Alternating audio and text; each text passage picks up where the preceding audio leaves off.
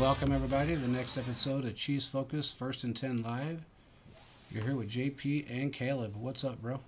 I'm doing good, man. How are you doing? After today, I'm doing pretty good. Stumbling for words. I was doing an ad there and stumbled a little bit because I was just surprised at some of the plays, surprised at how well our defense did. I was really surprised at how well our offense did against a true top 10 defense.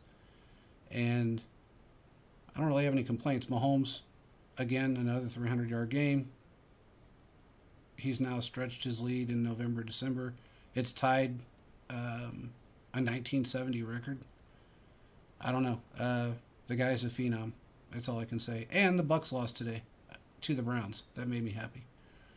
So I don't know what else I can say. Oh, by the way, the Broncos, they're imploding. Russell Wilson. I saw that. It looks like Russell Wilson has officially lost the locker room. Yeah. I don't know what he said, but they were not happy. Maybe he said, "Let's ride" on the sidelines. I would be mad too. And I'll be telling you, there's been a lot of memes from the Broncos, but my favorite one has been whenever, I forgot who it was, but I think it was KJ Hamler just looking at him all mad. So we'll see. Apparently, maybe we'll see if the Broncos can turn it around, but they got a lot of ground to make. Well, I tell you what, looking at some of these responses from just people in general and the people I've called, I think Russell probably went out the back door. I don't think he even probably seen the locker room at the end of that. What do you mean by that? I don't think he wanted to go in the locker room. I think he wanted to stay clear of everybody there. So they can make up all the excuses they want, but that's not what happened. I think he's probably a little scared right now, and as he should be. His arrogance has gotten the best of him, and it's poured over onto the team, and the team is not happy. And I can't blame him. I mean, I think you had somebody else that asked me if he was like that prior, and from what I understand, he was. The team just dealt with it. That was a lot of their issues with him running the ball all the time when they had capable running backs not passing to the receivers. Mm-hmm. They blamed it on offensive line. They blamed it on this. I assumed it was offensive line issues, but I feel like the offensive line was kind of plausible. Just kind of looking back at it now, I mean, we look at those runs here with Seattle.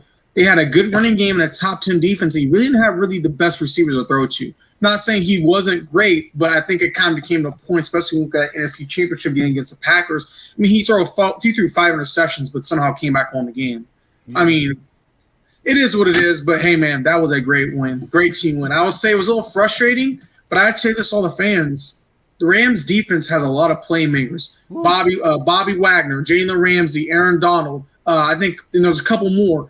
They weren't just going to lay down. The Chiefs won 26-10, 16-point lead. That's pretty good. There was some bad plays we saw, but I think the Chiefs did a pretty good job. And one thing that really made sense to me is whenever the Chiefs, what they end up doing is that Andy Reid said after halftime, the play calling was terrible, and they went right down and scored a touchdown. So they're going to figure it out. I'm not worried, but I think they realize they got to be a little more urgent.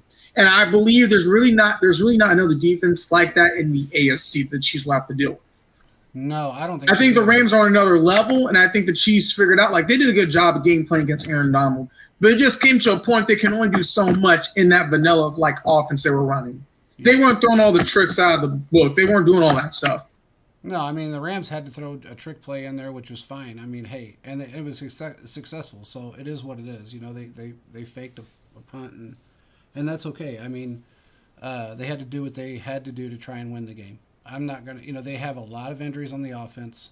They rotate. You know what kills me, though?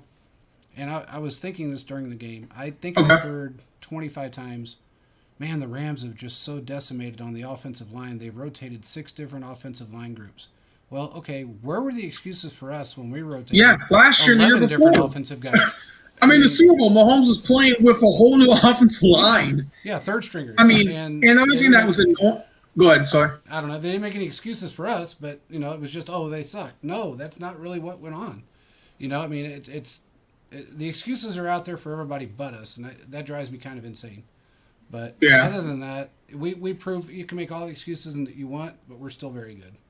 No, That's I agree awesome. with you. Looking at a comment from a guy named That Guy on YouTube. Thanks for joining. And he says, "Hey guys, the Chiefs were able to contain Perkins. He had a few scrambles, but they stayed honest in their blitzing. They were even able to contain him when the Rams tried to move the pocket and on RPO. The entire defensive backfield also played great. They did not blow coverage and were able to play a lot of man to allow the Chiefs just an extra minute after Perkins. I agree with that.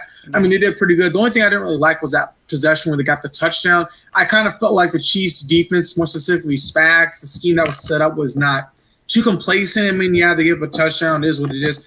I kind of wanted them to maybe kind of get that shutout. But from what Yeah. they did, for the most part, I was pleased. And what that guy just said, I mean, I agree with you wholeheartedly. Yeah. We have a good corner. We have a good group. And looking at the defense, JP, if you look at Willie Gay, drafted by Veach. Yeah. If you look at McDuffie, drafted by Veach. Same thing with Bolton, drafted by Veach. I mean, these last 2 to 3 drafts, you see key pieces of the defense that Veach has drafted. Snead, I mean, so this defense, top 10. They are really, really good. Yeah, they're great. In fact, when Snead went down there for a minute, I think I put it out on Twitter that he was going in for concussion protocol because I immediately got a text and they didn't think it was that bad, and I guess it wasn't, but because he came right back out. But you know, even without him on the field there for a few minutes, we were still dominant, and that's huge. Look what Chris Jones has done in every game over the last 7 games. The He's guy has defensive been player of the phenomenal. year. He is He's defensive without player. fail. He just got his incentive for over 10 sacks. He is defensive player of the year after what he's doing, man. Yeah, Phenomenal. agreed. And I agree with that guy. You see, Pacheco in the Chiefs' run game is the real deal. It is. Pacheco deserves every bit of the accolades he's getting. What I love about him the most, and I've said this before, when he gets, it doesn't matter what time it is during the game. It could be the first series, and if he runs the ball, he's up, ripping people off of him, back in the huddle, in a half a second. He's ready to go for the next play. And that's what you need. You need somebody that really puts every bit of effort into a game, and that's what he does. I think he puts more effort in than anybody I've seen as a running back, I should say. The guy he's a motor. He's an absolute motor, and he's so strong. I mean, the guy is just amazingly strong. And he can catch out of the backfield. Everybody was a little worried about Exactly. that. He can And catch. that's kind of one thing Quentin and I were saying, even you hopped on when we told you when we went to camp. I'm like, this guy's going to be running back 1. We were seeing in June and August, July and August. I mean, I like Clyde. He's doing great, but Pacheco's the RB1, 7th round pick. It, from what he's been doing, man, now I do a little concerned of his running style. He runs kind of hard, so I don't want him to break down in 3 to 4 years. But I think the Chiefs need to get another complimentary back in the future, kind of help with him along with that, because he's running like his life depends on it, and I just don't want to see him get run to the ground. I really I don't. think he's That's just what I'm running concerned. with, yeah, I think he runs with He's so running much with a lot of intensity. power. Yeah, So and his yeah, intensity is insane. But I think what he needs to do, all he has to do is learn a tad bit of patience. Now, I know with some people, it's very difficult when you get your stride right off the bat. It's hard to slow down, and then other times, if you are too patient, you don't have that stride right off the bat. So when you are able to make that break, or break a hole that just opens up for you, you don't have that instant power. So that could be part of the offensive line speeding up a little bit for him as well. I mean, it goes both directions. He's one of those guys that when he gets the ball in his hand, he doesn't want to stop. And I don't think he built like a tank. I mean, he's I don't know strong. if He God, is he's strong, I mean, I and thought it's Kareem crazy. Hunt was strong in the legs, but damn, this dude And here it's is crazy. Veach different. found him at Rutgers, 7th round pick, and he was at the combine.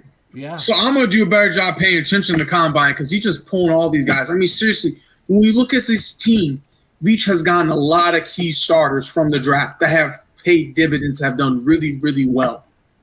Really Yeah. well. If you just look at this team, draft picks everywhere, especially the cornerback room, man. They're in a really, really great spot. yeah. And who would ever expect? You don't ever see a second-year linebacker as a green dot. And you see Nick Bolton out there, green dot. He was green dot last year, while Hitchens was out, and then now I forgot his name. Not Sorensen, but the other one, Neiman. When Neiman screwed up all the play calling out there, and the positioning, Bolton got it, and he did a great job. So I don't know, Exactly. man. They've made some changes on this team, and look, they are not slowing down. I mean, yeah, we're in the easier part of our schedule, if you want to call it that, but they're not slowing down in any way. They are going to probably continue on their roll. Come next week, can be a defining point in who locks up. Well, we're going to lock up the AFC West, but uh, who locks up the AFC? That could actually change next week, and that's the crazy part. Yeah. When you're sitting there and if we're 10-2 next week, just say we're 10-2 next week, and the two closest teams to us right now drop a game. Let's see, that would leave. They could almost. I guess it would be week 14. They can lock up the AFC, not week 13, but week 14. They can completely lock up the AFC, and that's the week that we play Cincinnati. So they win the next two, and just say Buffalo drops a couple or one, and Miami drops one. We're locking things up, or two, should say. So the next 2 weeks, we'll know where the AFC lies, or where the Chiefs lie in the AFC as far as AFC champs. Completely, we know they're going to be AFC West champs. There's probably no way that's not going to happen if it hasn't already. Uh, I don't know, man. There wasn't any implications week 12, but week 13 there will be, and I think we're going to Well, lock I up got the it AFC pulled up West. right here. So the Chiefs obviously number one seed, 9-2. The second best team is the Dolphins at 8-3. The Chiefs haven't played the Dolphins this year; they're not going to. The Titans are the third best at 7-4. The Ravens are the fourth best at 7-4. Bills are fifth best at 8-3. Bengals are the next best at sixth seed at 7-4, and the Jets are the next best at 7-4. So it's kind of tight. And the Chiefs are going to be playing the Bengals Yeah, for this year. So the Bengals, if they lose this game coming up when the Chiefs play them, say another team can win, they could possibly drop out of this. I mean, so let's say if the Bengals win. Sorry, if the Bengals end up losing and the Ravens winning, it's going to maybe cause the Bengals to be knocked out. I mean, there's a lot of things that can happen, but looking at this playoff picture, I mean, there's some teams, if they don't take care of business during the tough parts of the schedule, they could very well fall. I agree. I mean, and look, who would have ever thought that NFC East and the AFC East would be the two divisions with every team pretty much with a winning record? Nobody would have expected that. This is the first time I've seen it this tight before. Yeah. 7-3, 8. So Chiefs 9. Chiefs are. Let me see. They are at 9-2. Yeah. The worst. They're in the playoff right now. 7-4. Yeah. And a lot 7-4, 8-3, and a lot of these teams still have divisional games left. So anything is possible. And for anybody out there that's wondering why the Bills are 8-3 and at sixth, it's because they've lost every one of their division games. That's why. Within their division, they haven't won a game yet. And they have 3 left. And they have 3 left. So that tells you a lot. The Jets have now officially decided they're going to stick with Wright, and it's very obvious why they should. Guy went for over 300 yards and 3 touchdowns today. He basically made his statement, and I think they're going to go ahead and stick with him. The Broncos, again, they broncoed. The Raiders, did they pull that game out? I didn't really see. They did. Josh Jacobs got like an 81-yard touchdown. No OT. Okay. He had 229 yards. I know that. He had a lot. He had over 300 yards altogether. Yeah. So he wants to get paid. Yeah, he wants to get paid, and he definitely doesn't want to get paid there, so he wants out. Yeah, he's gone. Someone else. Yeah, he's gone. There's no way he's staying with that team. And again, I'll say it again. I don't think Carr will be there next year, but that's just my opinion. I could be wrong. Maybe. What about Adams? They get one, they got to get rid of the other because I don't think Adams is going to stay there. He's going to demand a trade, and they're not going to get a first and second round pick back for him in return. No, they're not. But it just depends on who they bring in. If they bring in a really good quarterback, then it's probably a different story. Because look, Adams did say he never wanted to leave Rodgers either, but he didn't have any problem walking away. So, I think he thought that he was getting into a team that was rebuilt. He thought Josh McDaniels was going to be the savior, and he's got a fat paycheck along with it, and he got to play with his buddy that's not really doing him any justice. So I don't think that buddy system is going to go very far with him when it comes to winning. And look, man, when you're arguably the best wide receiver in football, I think you deserve a ring. and he wants to go somewhere at some point where he deserves one. He's 29 years old, Yeah. so He still has some good prime years left. he does. But at Hmm. 29, you want to start thinking about, okay, do I want to win a ring? If I get injured, do I want to go out like this? And I don't know. Hmm. Um, Well, that kind of goes through what we see kind of with the Odell situation. We'll talk about it a little bit later. But what is your yeah, offensive player of the game? If you had to pick one guy, who's your offensive player Kelsey. of the You know game? what? Okay. I'm taking that back. I'm absolutely taking that back. I am gonna. I don't. This is probably gonna be very unpopular. I'm gonna give it to Sky Moore, and this is why. Okay. Sky Moore made a mistake again on special teams, but he came back and he caught 5 passes. One of them was extremely hard to catch, and he made it. I give him all the credit in the world for not getting discouraged and coming out and playing on the offensive side of the ball and being able to do what he did. That's very difficult to do when you got an entire stadium screaming you suck.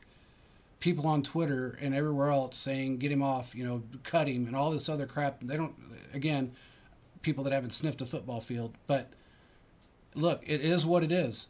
The guy is not a great punt returner yet.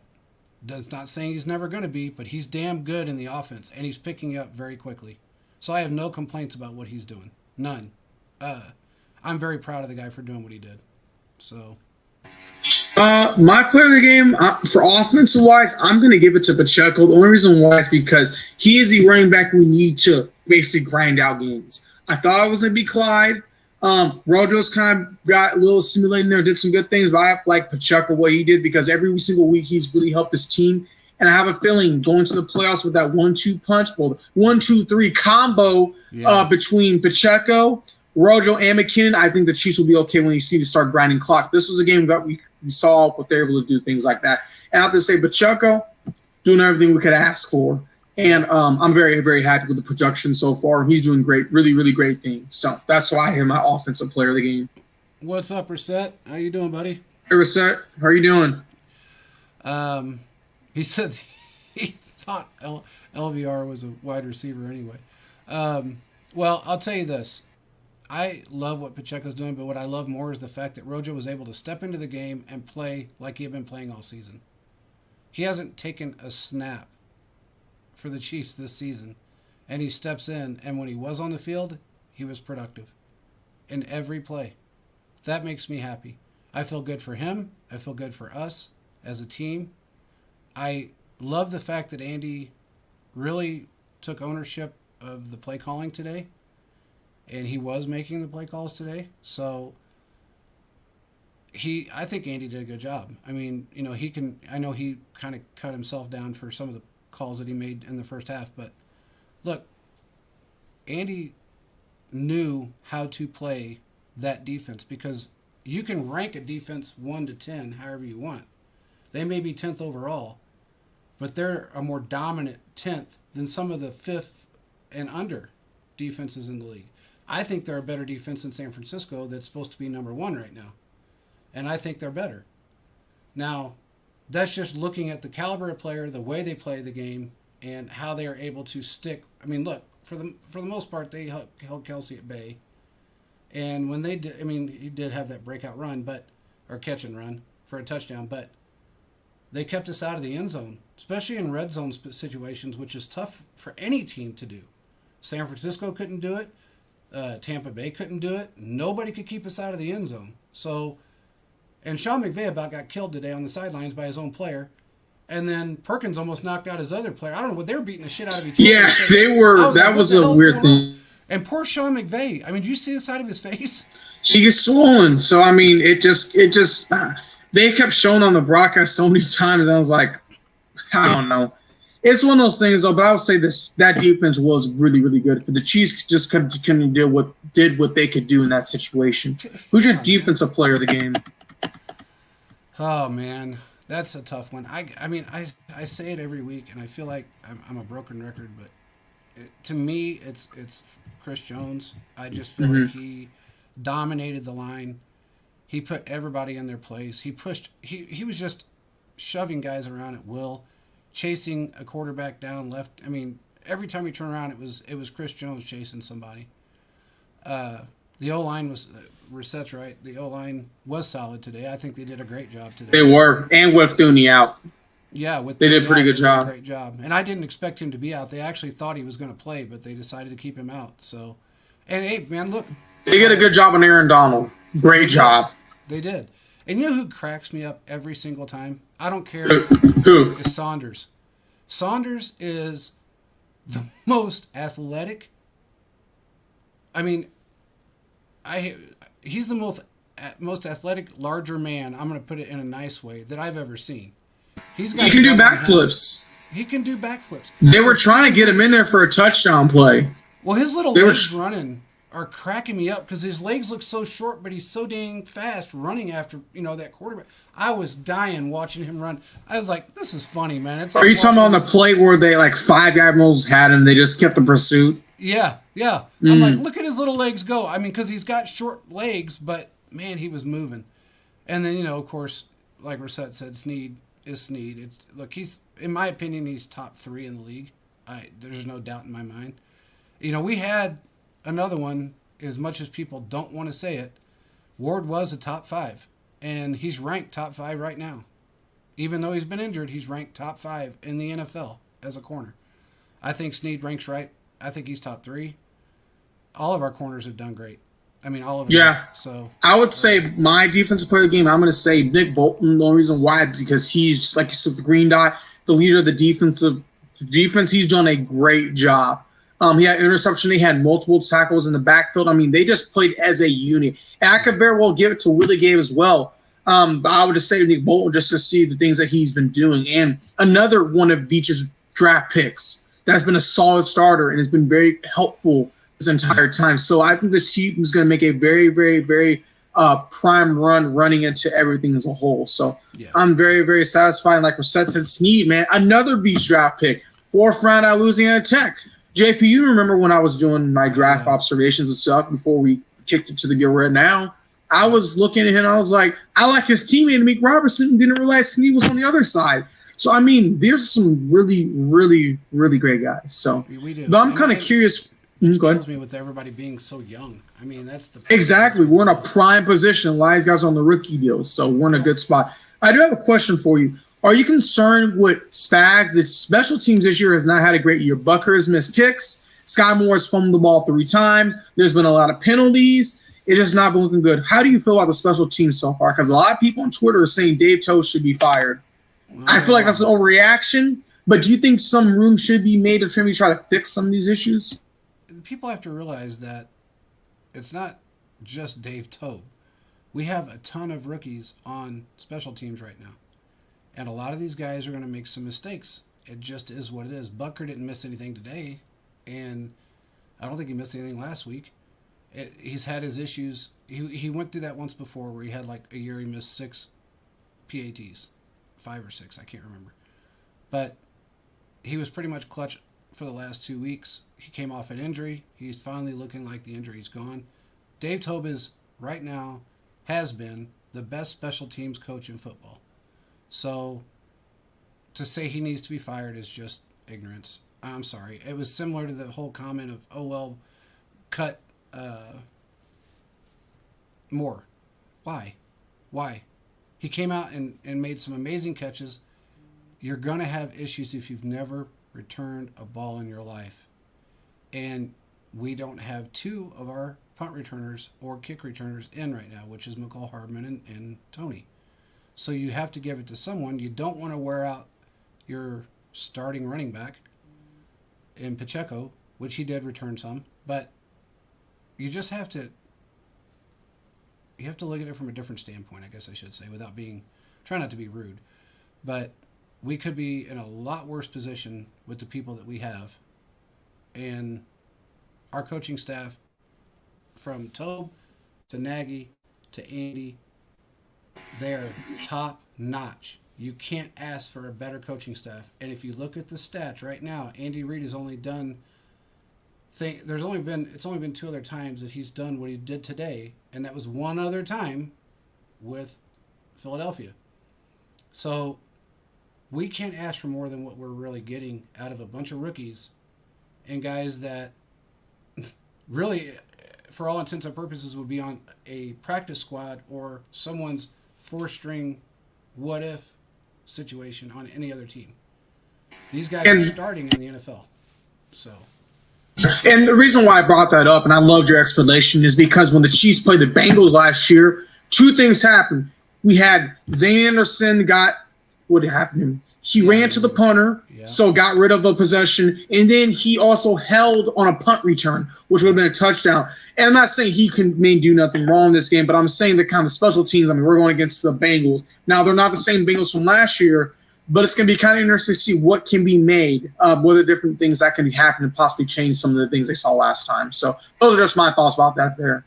Yeah, and that guy put out there, for how much pressure the Rams got, they did not sack Mahomes once, and they didn't. Mahomes is pretty hard to sack anyway, but he's just weird. And look, George, we didn't even think about that. Karlaftis got his first sack, so that is true. He did. There's something right there to be really proud of.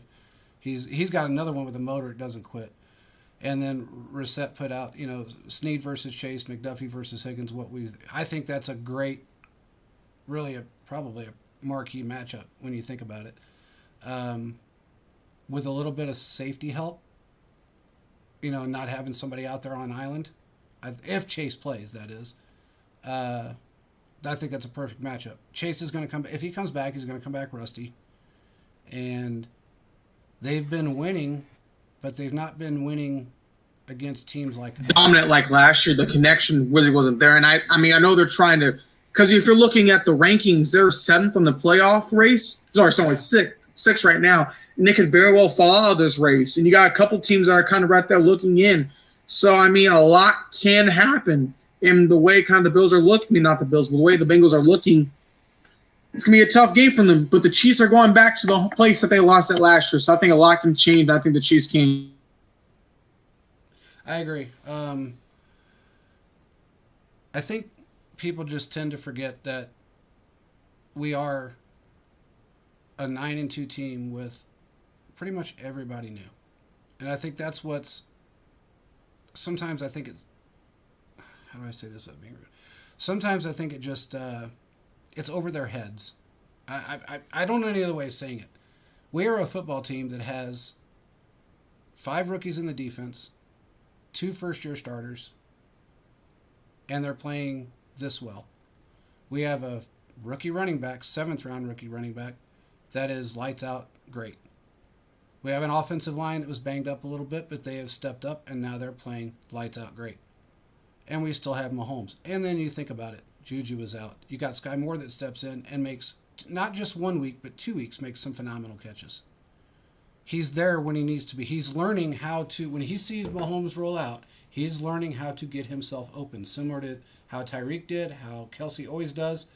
That's what Sky Moore is learning to do. And let's not forget, everybody was slamming MVS last week, but yet MVS laid out for a catch today that if he wouldn't have been held on, that would have been a 6. That would have been lock-in touchdown. Yeah. He was yanked enough to where but he still put everything into catching that ball. Where most people would have been yanked and throwing their arms around and saying, "Look, I got held." Look, regardless if you got, he still tried to make the play. And I think that's something else that needs to be thought about before everybody starts wanting to launch people. Last week they wanted to launch MVS because he wasn't doing, he didn't have a great game. Mahomes hit 11 different people today. 11. That's what people don't understand. 11 different receivers. He is averaging 9 different people every game this year. That's how you win a game. Instead of forcing it to Kelsey and Hill, they're spraying around to everyone. And that's one thing I was saying kind of last year. The reason why I think guys like DeMarcus Robinson and Brian Pringle's growth was stunted a little bit because they were just feeding to those two because they demand the ball so much. But now you can kind of spread the ball around. Justin Watson's getting it. Rojo got it. I mean, the list goes on and on and on. And because of that, the team is in a better position offensively than they were last year. And they're putting up just as much numbers as they were before. Well, and that's the thing. The Chiefs, the last time a team had 150 yards in receiving on 10 different receivers was Andy Reid in Philadelphia. That's the only 2 times it's ever been done. So it's very difficult to sit here and go, okay, well, we need these guys to be 1,000-yard receivers. Everybody's got to be 1,000. If that was the case, you need several 5, you need several. You need several guys that can get between, this is my opinion, 300 to 800. Yeah. Because it keeps the defense guessing. And I know we'll talk about Odell later, but I'm saying that's one of the reasons why. If you add him to this offense, it's just going to open up even more because you can't double team anyone. No. So, No. And honest to God, if that was the case, Mahomes would have 12,000 yards this year. Think about it. If everybody all of our wide receivers that have caught 150 yards or more in a game, and that's not individually, that's combined, because Mahomes has thrown for over 300 yards per game now on his fifth straight game. Mahomes would have to have about 12,000 passing yards this season alone. That's virtually impossible. So it was designed to have this type of offense, to spread it out, to keep everybody on their toes, keep them thinking, and that's what we've done. And it's worked out to our advantage. I don't know what else to say about that. But yeah, he's right. I mean, look at the people that we are no longer here: Badger, Reed, Ward, Pringle, Robinson, Williams, Fenton, Hill. They're all starters with other teams, of course. That's exactly what I'm saying. We got rid of people that are starting on other teams for rookies that are starting on our team and first-year guys with our team, and we're actually better than we were last year with all of those guys. You will never see that again in the NFL. Outside of the Kansas City Chiefs, Andy Reid, Mahomes. You won't see that because no other coach can do that. Bill Belichick can't do it. Nobody's been able to do what the Chiefs have done this year. I'm going to give Tua some credit because since he's been injured, since he came back from his injury, he's had 3 or 4 or 5 300-yard games, and I'm proud of the kid for doing that.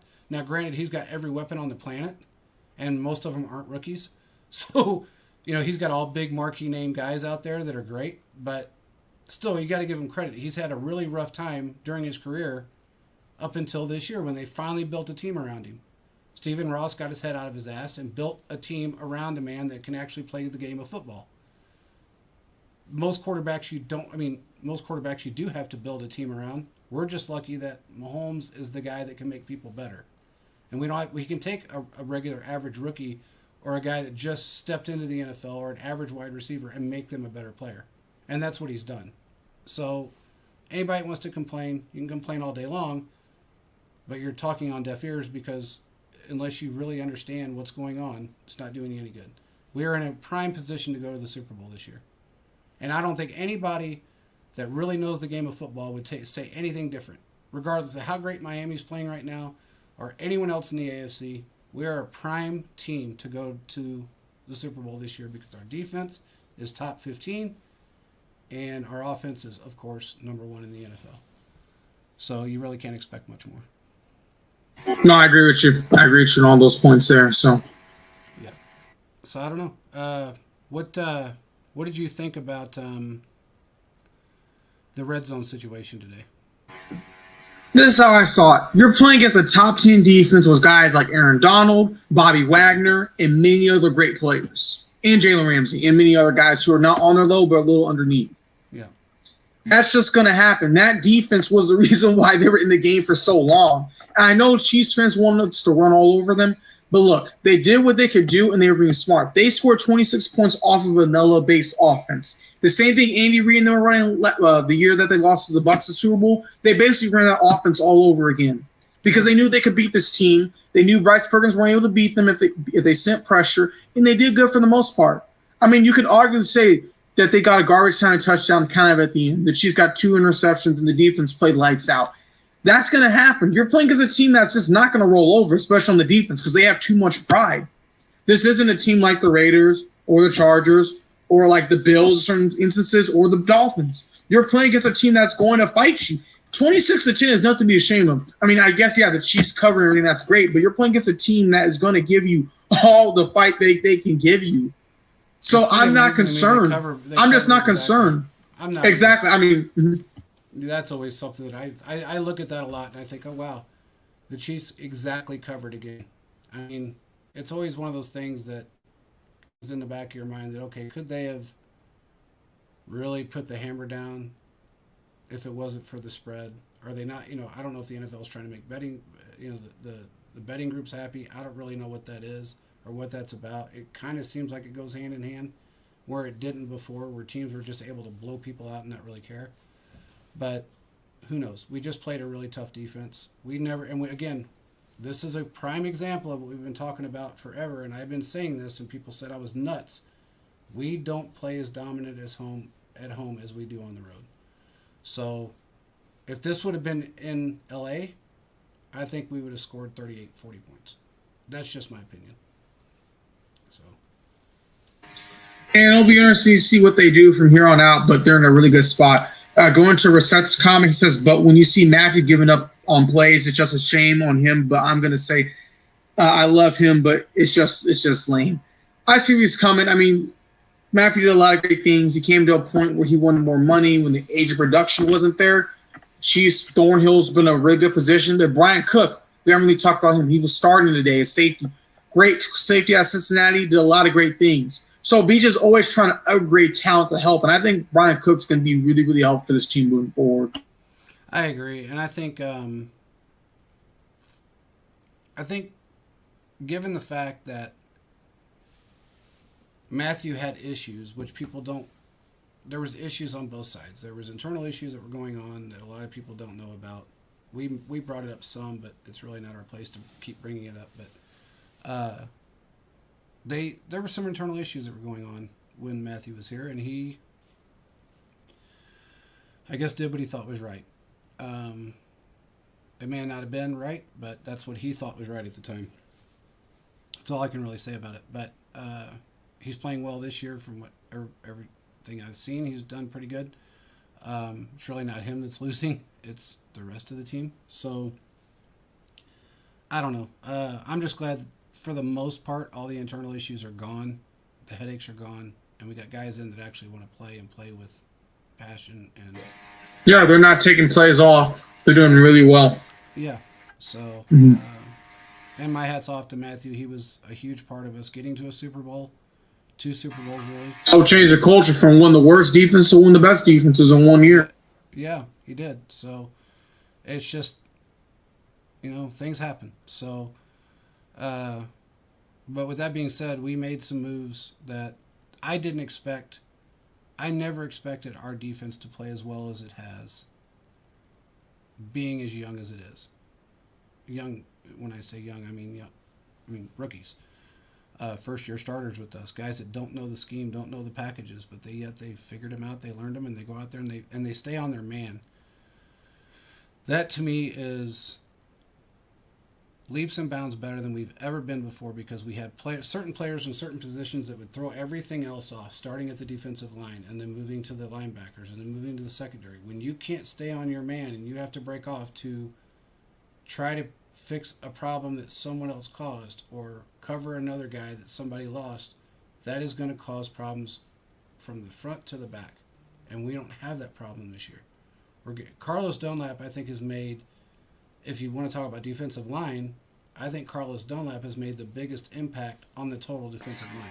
Oh, for sure. And that kind of goes into Reset's comments saying how these wins are not just all Mahomes. There's defensive wins as well. That's how you have to do as a well-rounded team when you want to win some of these games. You got to make sure that everyone, the offense, even the defense steps up. And I will say because of that, we're going to see Mahomes doesn't have to throw for over 300 yards every game.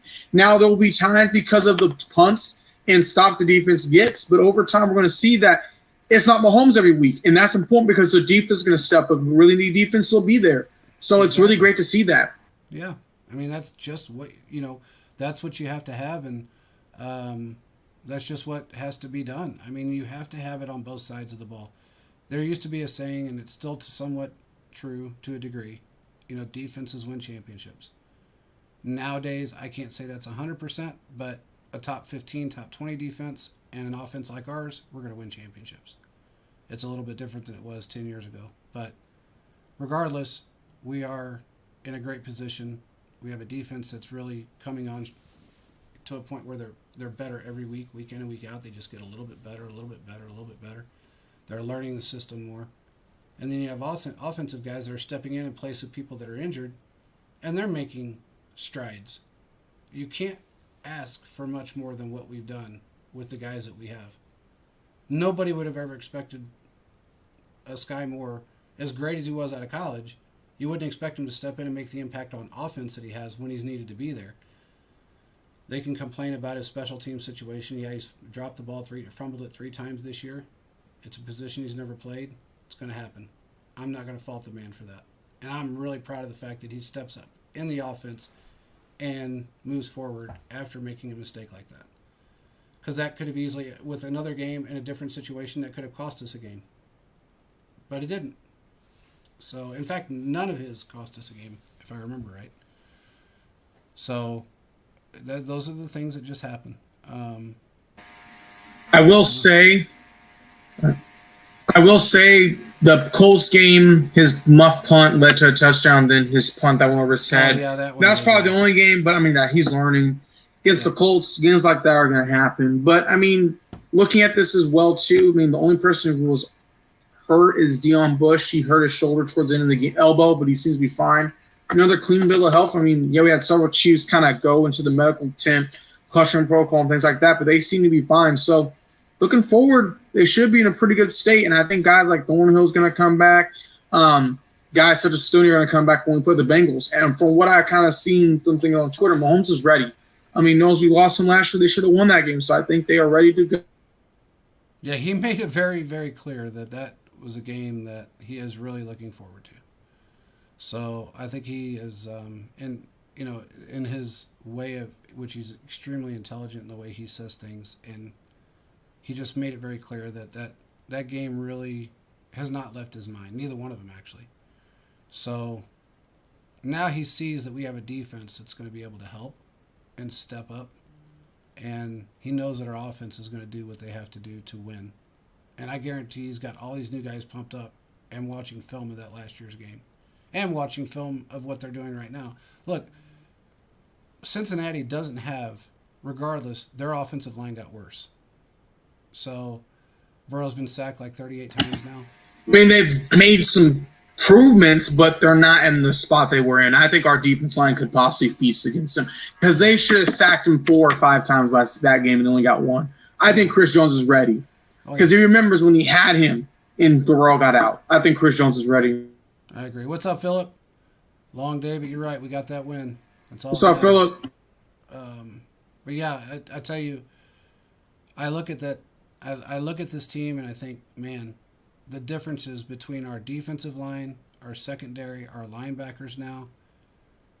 I don't see Burrow making the impact that he made in the second half of any game against us again. Not with who we have right now. Regardless of and look, when Chase was out there this year before he got injured, he wasn't having the greatest year. I mean, if anybody wants to look at it, he was not having a great year. So it wasn't last year's numbers, that's for sure, because he wasn't getting the push-offs. He wasn't getting all the easy calls. None of that stuff really mattered. You know, it's like almost like a ratings game. You know, when you got a guy that does really well, or you want him to be that name guy, then you let things. I guess the NFL lets things slide to a degree, but for some teams, I will put it that way. They did it for Cincy. They've done it for other teams that have had marquee players or great rookies that have come out. We've never had that luxury, but that's okay. We don't need it. You know, we don't need that luxury. We don't have to be pushed. You know, we don't have to be pushing off on every play to get a reception. So I don't know, man. It looks like to me that we are on a roll that's probably not going to stop. I don't even see how. If we lock up the AFC by week 14, even say week 15, we're not going to see Mahomes on the field during the Raiders game. The last game, if they have it locked up, maybe do a series and call it a day. At least get the repetition in them. I have a feeling though Mahomes is them. If it gets to that point, they're still going to take it seriously. Yeah, I think they've seen there's other teams where they have just struggled. And you may be right. I mean, they may, and if it just depends on where Mahomes sits with yardage. If he's like at a record-breaking point, who knows? They may put him out there and let him go out there and just break some records, and then get out. If he breaks, and it could come to a point where one of these teams wins a couple division games and they're kind of right there with the Chiefs, and the Chiefs just need to solidify the last game. I mean, there's no secret that they put division games on the last game of the year. They're making a lot of drama and trying to see what's going to happen. So a lot can change. Very true. So there's what, 7 games left for us, and out of those I 7 games, think so. no, We six got games, yeah, 6 games left. 6 games They left. play. Yep, they play at the Bengals next week. The week after, they play at the Broncos Sunday Night Football. Then they play at the Texans a noon game. Then they play the next week Seahawks Sunday KC the day before Christmas. Then what we're gonna have is they will go to the Broncos will play the Chiefs on New Year's Day at Arrowhead, and then the Chiefs play a week later at the Raiders. So we still have 1, 2, 3 playoff games. Three division round games, and we still have several AFC games. So the Chiefs cannot take time off. They need to make sure they can win these games because Yes. those AFC games are important. Yeah. You know, these teams may not be the best. They need to win those. So Yeah, and I mean, in my opinion, I think every game is important right now because even if you're playing an NFC team, you still want that record. And if you can, the faster you can lock up with a record, the better off you are. And that's just where I see it. But and I'm hoping that's where they end up at. But it looks like they will fairly soon. We'll just have to see how it plays out. But I don't see them losing another game. Not the way they're playing right now. We don't have a defense that we're coming up against that's even close to what we played today. I don't know, man. What's your thoughts on that? I think the way I'm going to see it is this. Every team who's playing the Chiefs are going to give us their best shot. And I think regardless if it's going to be a team like the Texans or it's going to be a team like the Seahawks or the Broncos, they're going to give us our best shot. And the Chiefs are just going to have to make sure they go in every single week of a pair. And that's not something I'm scared of, but I just don't want them to overlook teams. And I think they realize with the Colts, you can't do that. And the Chiefs are on a good point. If they can continue to win these AFC games, that's going to help them on the leaderboard because like teams like Buffalo run the difficult part of their schedule. Teams like the Bengals are going to run the Ravens. So, I mean, a lot of stuff can happen. The Chiefs need to solidify and keep playing. Well, speaking of the Ravens, no, I'll wait and give that a minute. Reset's right. Chase has got 47 receptions, 605 yards, and 6 touchdowns. That's a touchdown every 100 yards. That's one touchdown every 100 yards through 10 games, 11 games? I don't know how many. Yeah, that sounds about right. Ish. So roughly. I mean, he's been out some weeks, but I think he was out, 3 weeks? Or is it, he's been out 3 I weeks? think he's been out the last month. A month now? I think. We'll see. Because he's not on IR. No, they said 4 to 6 weeks, and if he, I just don't know if he's going to come back against the Chiefs next week, and if he does, he's going to be limited, and I don't think he's going to be up to the level of play that he's normally up to. Even if, he's playing the way he did prior to his injury, we have a really good shot. So, of shutting him down. Phillips said, the Chiefs should have put Rojo in or got more touches early in the season.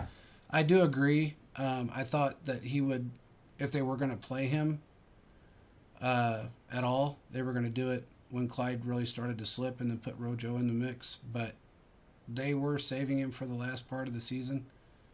And it was smart that they did because now, you're not going to see Clyde the rest of the year. From what I understand, you're not going to see him now. That could change, but for everything I've heard, probably won't see the field again. Rojo's really stepped up. McKinnon stepped up. Of course, Pacheco's Pacheco. So I don't know why they would need to put Clyde back in for any reason other than to maybe showcase him a little bit towards the end of the season if we've already got things locked up and he's ready to play. But I agree. I mean, Rojo, he didn't fumble. He made some great catches. He made some great runs when he was in there, and that's what everybody complained about was his fumbles. I don't know how many he's had in his career, but I don't think he was anywhere near the Shady McCoy situation when we had him. So, and I like Shady. So, this is what Phillips says. He says Chase coming back from injury will make it tough to get out of his release. Yeah. He sometimes lets defenders get hands on him too quickly, making it difficult to create separation. Yeah, I agree. He tends to get physical very quickly. And then when you do that, you throw off the timing of your quarterback. That's why Kelsey's so successful, because he's able to fight off a defender immediately, get out of the way, get on his route. and that's what makes him as successful as he is. And all the people out there that debated who was the best, look, Kelsey is the best tight end out of everybody that's played in the last since really I don't even know when, but I mean I could take it back to Gonzalez, but I think he's the best overall tight end because he's playing the game the way it should be played. He made, and I got videos of him blocking, so everybody says he can't block, you're wrong.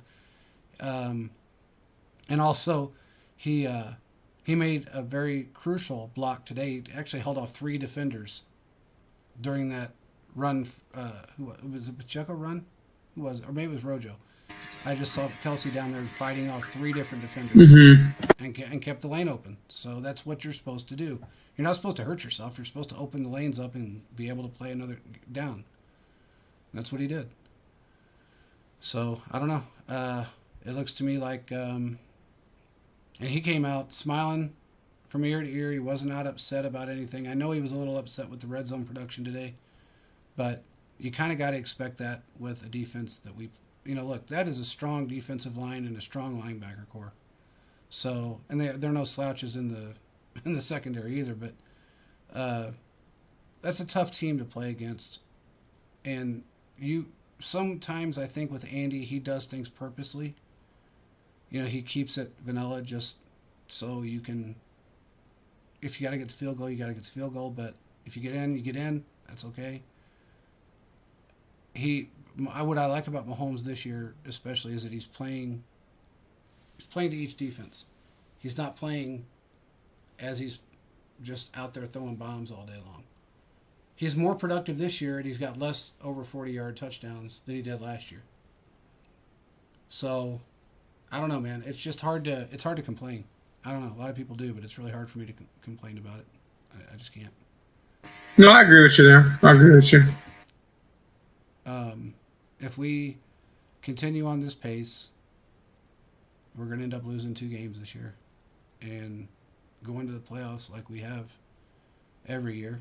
And if we do, and these guys are pumped up in playoff mode, there's really no stopping them. I don't know what else to say.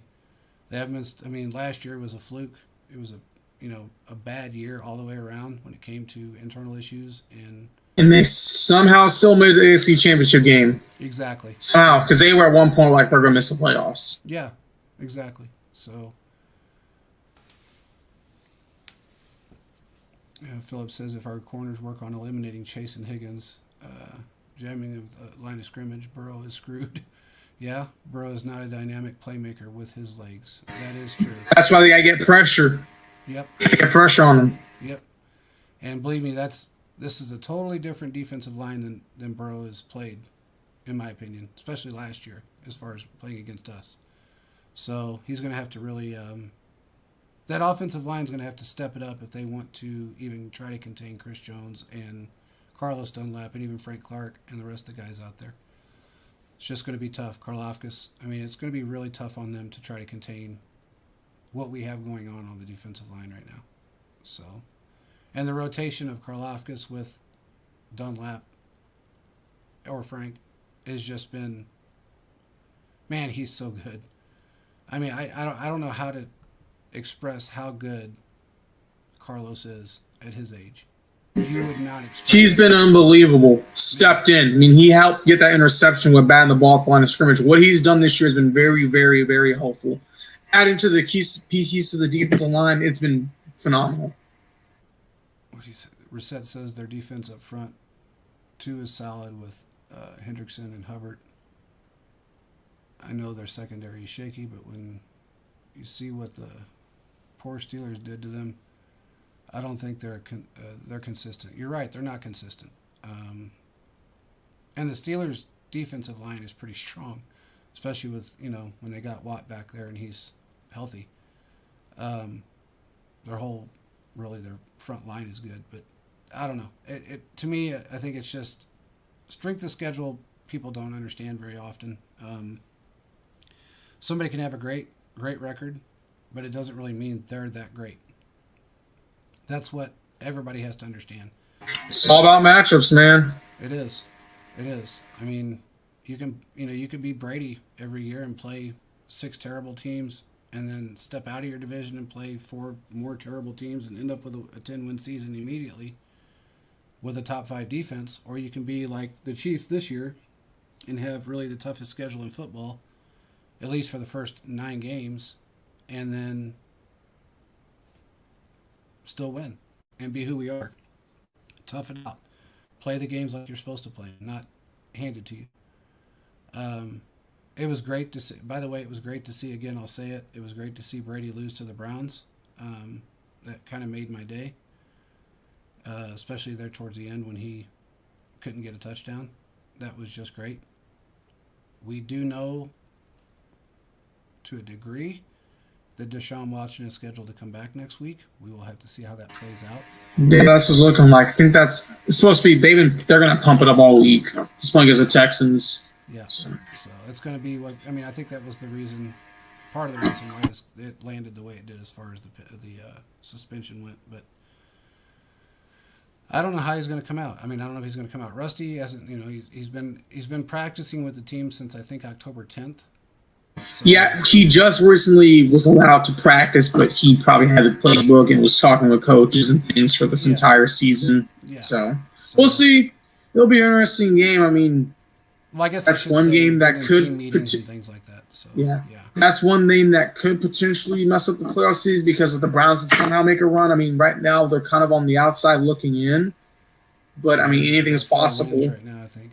Anything's possible. So maybe they can take a game from the Ravens and maybe kind of run the table there. I mean, a lot of stuff can change. Let's talk about the Ravens really quick. The Ravens are kind of in a little bit of a dismay.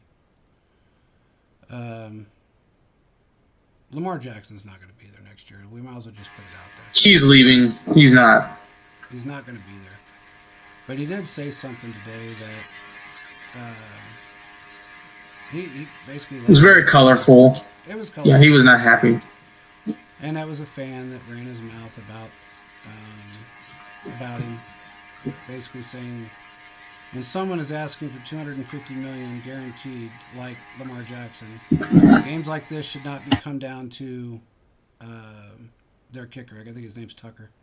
Let Lamar walk and spend the money on a well-rounded team. And Lamar said some things that basically said he can't even play sitting at the football field. And this is what I like to say to that, JP. I understand where the fans coming from, but here's the point. Lamar can only do so much. They have failed to surround him with wide receiver talent. Demarcus Robinson has been going off with like 9 receptions or 123 yards. Has been doing some great things for them. They have not surrounded him. They have put all their stock into defensive players, man. Top defensive players they see in the draft for free agents, they get them. No offensive help. And Lamar's been throwing the ball a little bit more this year. Yeah. I mean, I understand Lamar wants to get paid money. I understand where the Ravens are coming from. But he's made your franchise relevant from what you had with Joe Flacco, or as Quentin calls him, who couldn't join the phone, Joe Fluco, who's not done much. So, I mean, Lamar has led you guys to a good spot. Now, you kind of transition out of the run-first offense stuff. Lamar's been throwing it. You need to get some receivers in here. You saw what he did today with Deshaun Jackson. Threw a ball 63 yards in the air. Got a 62-yard completion. I mean, there's got to be a 37-year-old wide receiver, by the way. There has to be some give and take because it's like they spend all that money in the defense. All that money, JP. I tell you, I'm like, man, why are they getting all these top defensive players and stuff in the draft and the free agents, but they're not bringing in no one? Yeah. Shoot, if I was Lamar, one of their best wide receivers and didn't even tell the man. Exactly. And if I was Lamar, I'm going to a couple different places. I'm either going to, this is my opinion right now, I'm going to Lions or I'm going to the Jets because they both have draft picks to spend. They actually have some receivers and a well-rounded team. And those teams could possibly give him the bag. You see Zach Wilson with the Jets. He's kind of lost his spot. Kind of see how that's going to then go from there. But there are some teams out there that are probably willing to pay Lamar. If they can surround him with weapons, like a team's supposed to do, because all the times people are like, well, Mahomes is only good because of his weapons. Well, you see kind of how Lamar is. Lamar is great, but Lamar can't do everything. Like watching this Packers game right now. Aaron Rodgers can only do so much if you don't give him weapons.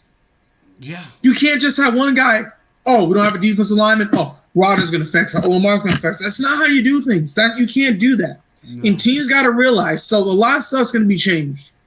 And the NFL is going to be a lot different, especially if Lamar leaves. and goes to a different team, I'm telling you right now, the Ravens are going to be in some trouble. They are going to And be the in some thing, trouble. you're right. And the thing is, I look at like not everybody is going to be a Pat Mahomes. You can't expect everybody to make other players, average wide receivers, better. Lamar is not. I'm sorry, but he's not good enough Mm-hmm. in that He's not aspect. Mahomes. He's not Mahomes. He's not good enough to make an average or a rookie better. But he's And finally getting to the point where he's throwing the ball decent consistently. yeah, It's like you would think he was surrounded with some talent, but they that's the want to thing. keep They doing the just same don't. stuff. And it's just Yeah. like you go off, you trade your best wide receiver away. You go after all these defensive players. Shoot, if I was him, I'd be glad to leave. Enough's enough. You can only do so much.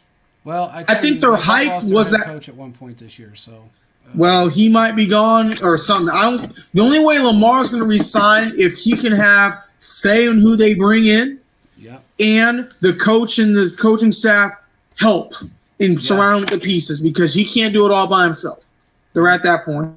you cannot. And hey, man, you never know if he leaves and another, or I guess if not, whether he stays and another coach comes in that he likes or wants to be with, maybe he'll stick around. But Philip was close. He said 27-10 and the score was 26-10. You were dead. You were there, man. I said 30-13. So I was further away than everybody, I think. But yeah, I think they need. I think it's almost to the point of being played out with Harbaugh.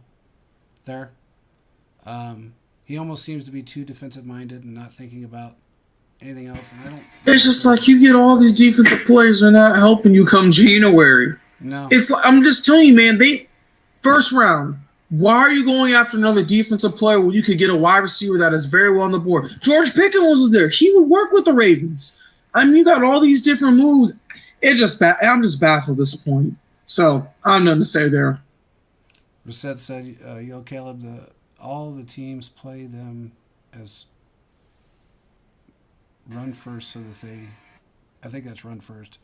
So you hold on to a player to get down the field, he'll be wide open. He might be right about that, but in coverage, he's a bad thrower. And honestly, he is. He does throw errant balls in cover. When he is pressured, he throws errant balls, and he still does that. I mean, there's a lot of guys in the league that do that. Hell, Russell Wilson's been doing that. So, hey, man, and that's another thing we can get into really quick. What's to say, and I don't know if Lamar would even want to do that coming into this division, but what's to say that Denver just says, look, man, you're a cancer. You're causing everybody else to want to tear your head off on the sidelines, and it's happened numerous times. I think we're just going to go ahead and eat this money because we're the Waltons, and we're going to go ahead and sign Lamar or do a trade. Either way. I don't think that's going to happen. I think either, he's going to want to go a place where, number one, they're more stable and they're on the turnaround, they're on the up and up. The Broncos, we've seen Lamar's been in this league for 4 or 5 years now. He's seen the Broncos. Every other year, it's a new head coach. It's a different quarterback. I don't think he wants to go to that team. Now, the only thing that's different now is the management, the owners, and that could be something. But what we see now, it's like, I don't know, man. A lot of things can happen, and a lot of things can change. I agree. I mean, I think there's going to be a lot of quarterback changes come the end of the season. And look, as far as the Jets are concerned, hey, look, he did his job today.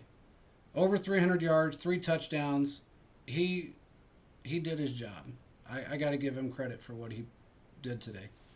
And I think if he continues to play that way, the Jets are still, they're still a winning team right now. Lamar, yeah, he could go to the Giants. I didn't think about that.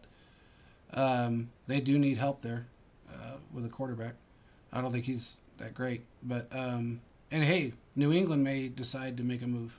They're not getting exactly what they want out of Mac Jones either. So there's just going to be I don't know if he'll go there just simply because he would be a trade scenario, and they're not going to trade within their division. But I don't know. It's there's so many different variables that are going on right now with turmoil within teams, turmoil with quarterbacks, head coachings. There's going to be a lot of head coaching changes next year.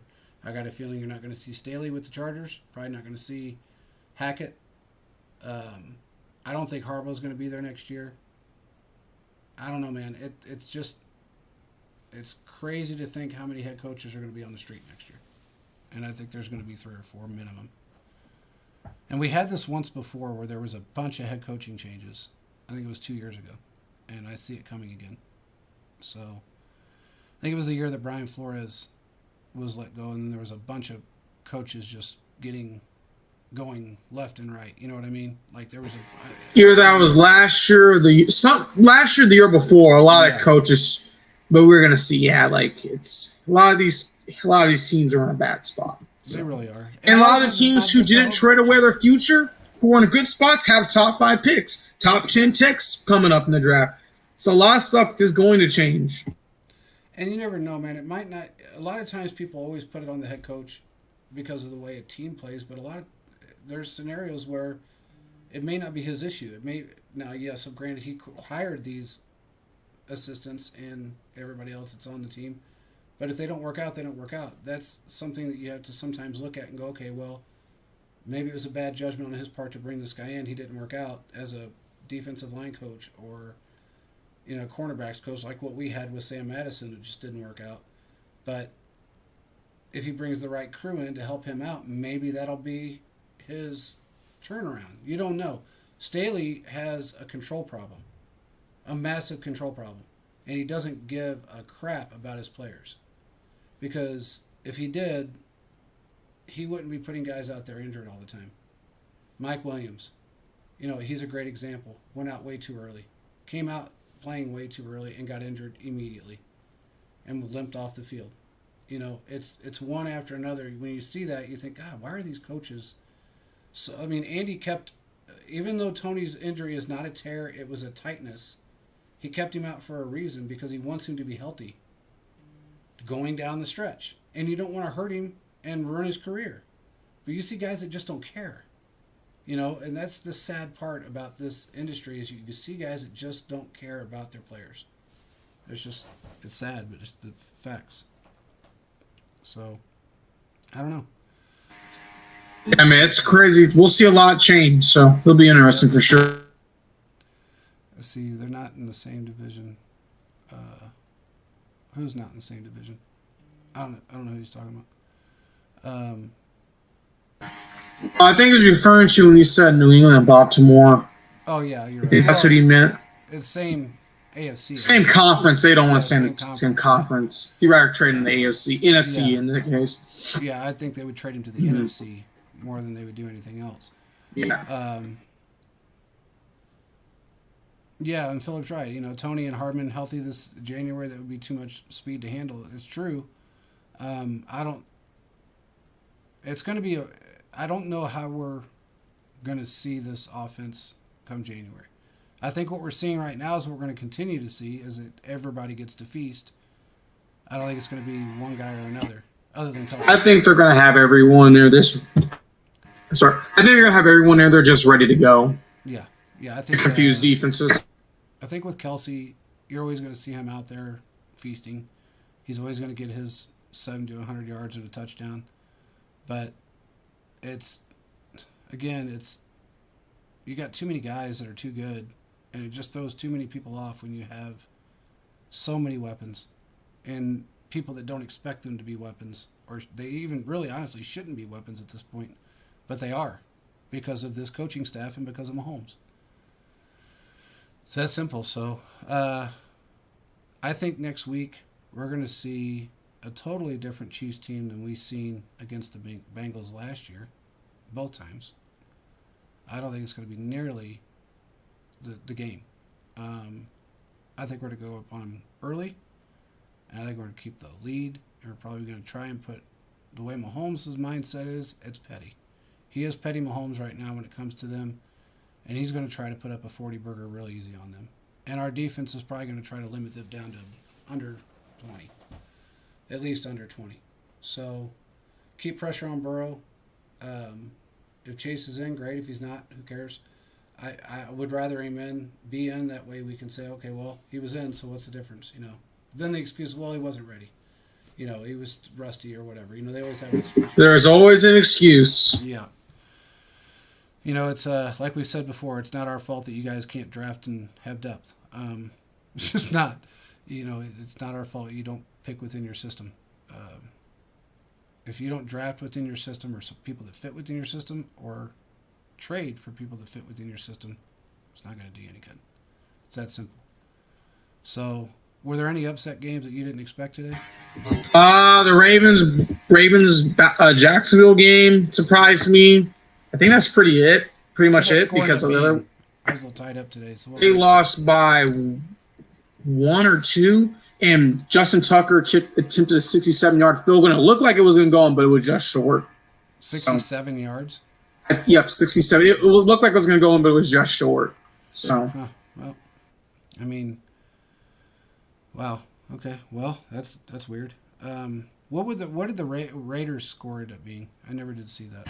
I think it was 39-33 because they scored the touchdown in overtime. Okay. Um, Mahomes had some things to say. It sounds like I didn't get to see it, but apparently he's all he said was, "I remember Cincinnati," basically. So he remembers what went on last year, and I don't think he's going to want that again. So with that being said, you got anything else, man? No, I think we pretty much covered everything. Yeah, I think so too. Do you think Russell's playing next week? Yeah, he's going to finish out that contract one way or another. Either he's going to play or they're going to cut him. Yeah. Um, it's going to be interesting. I have a weird feeling, same feeling I kind of had with Brady at the beginning of the season, that they're kind of giving up, like the team's giving up on him. They're like kind of. I don't think with Brady there is hope. Yeah, with Brady there but is. with Russell Wilson, it's gone. Yeah, I thought there was a lot of arrogance with Brady, even though he tried to say he's not. But man, Russell, he puts the A. He just adds that extra A actually. He is not doing well, and he's struggling. So this week we'll probably hear a lot. We will hear a lot this week. Yeah, it's gonna be definitely interesting for sure. But Sneed's, by the way, Sneed's fine. I did get a text that he didn't, had a little bit of a headache, but other than that, everything else is good with him. Came out and played well in the second half, so there was no issues with him. Looks like everybody else is healthy. Jody Fortune was, thank God he was in the game today. Played his part, ran some great blocks. Um, I don't see anybody that's not going to be there next week other than Hardman. Will probably be the only one, and CEH, of course. But again, I'm not really concerned with CEH. It looks like everybody else is going to be playing, so and we're probably going to get a healthy dose of Juju next week. Yeah, and Juju did some things today, did really well. So there's a lot of things that can happen. So yeah. Well, with that being said, I appreciate everybody joining. Hey, I want everybody that's on here to jump on our Twitter page, check out the pinned tweet, click on it, and look at the stuff in the catalog. There is some really cool stuff that this company makes that we are partnered with. You can only get it exclusively through us. Just click the link that's on our page. It's some really cool Chiefs memorabilia, Chiefs gear, holiday gifts, all handmade. Not two are the same. That's the greatest part about all of it. In fact, I can show you one right here, which is actually really cool. I don't know if you can see this. It's a little bobblehead. It is made by Foco. It is one of the coolest things I've ever seen. All ceramic. They have the awesome bobbleheads, one of a kind style bobbleheads that you won't get anywhere else. All made in they're manufactured in their facility. You can't. It's not sourced out. It's not made anywhere else. It's made within their facility. So you know that it's made right. There's a lot more stuff that they have, from clothing, backpacks. God, they got everything you could ever want. Hanging signs. I got one that I got to put up still. It's all glass. Looks like stained glass. Says Kansas City Chiefs on it. It's really cool. Sorry, Reset. Thony probably will be back next week, from what I understand.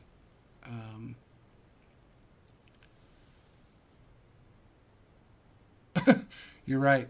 We are going to start. We're going to start doing the spaces again ourselves. So we will definitely be doing that. We're going to do live shows and spaces too.